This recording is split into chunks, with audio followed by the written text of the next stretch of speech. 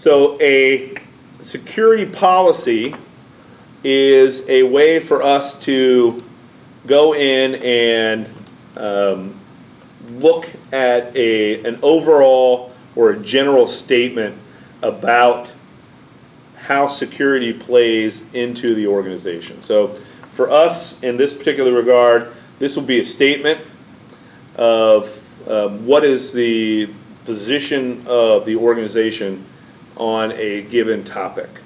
And you see these all the time. I'm sure that you guys have written or read policies, whereas standards are a little bit different, but similar in nature, where we talk about the different types of policies, like an acceptable use policy, maybe a vulnerability management policy, a data protection policy, an email policy, incident response policy, all sorts of crazy policies that are out there. You may even have policies that are directly related to regulatory, like in the financial arena, something like Graham-Leach-Bliley or Sarbanes-Oxley.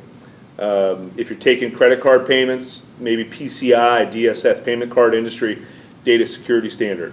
If you're in the medical profession, maybe something like HIPAA, where you have to keep people's personal information and you have to tell them how you're protecting that.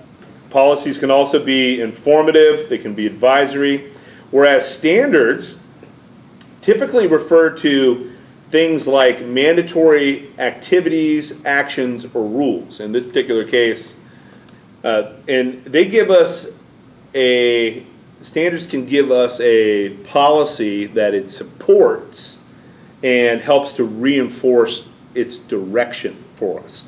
So anytime that we have the ability to try to standardize something, we want to try to adhere to that as best as possible. An example that typically you hear that the policy is that all confidential data must be properly protected. Maybe that's something that we think about. The way that we can implement a standard could be that confidential information must be protected by AES 256-bit encryption at rest and in transit. So that would be something a practice of security in that particular regard. A baseline typically refers to a point in time that allows us to really a checkpoint or to refer back to if need be. I a lot of times I'll think about virtual machines and virtual images in this particular regard, where we can refer back to a baseline image. But essentially, anything that you've done since that baseline, if it's not iterative and kept up and made a backup, you may end up having lost that in the virtual world.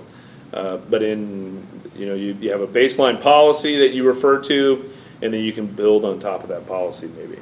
So that's something to think about. A guideline is basically a recommendation or recommended action.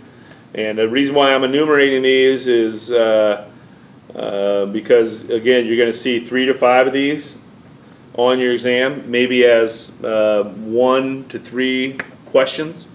So definitely make sure that you're making a note card or just making a note that you're going to be tested on these 5 words over on the left-hand side. So procedure, lastly, here is a detailed step-by-step that enumerates different tasks that need to be accomplished in order to achieve a certain goal. And that's really in the gist of it what we need to look for whenever we're going through and managing security. Some of these things that we have over on the right-hand side, you may have heard of, but the acquisitions. How do you acquire companies? Divestitures, like how do you break up companies? Like for instance, a big company may want to keep intellectual property over here with one company, and intellectual property with another company, so maybe they'll be able to break that up. And then, you know, a lot of times what we'll see is that you may have different committees that are formed where people have pockets of expertise that allows us to lean on them to help us with IT security governance appropriately as well.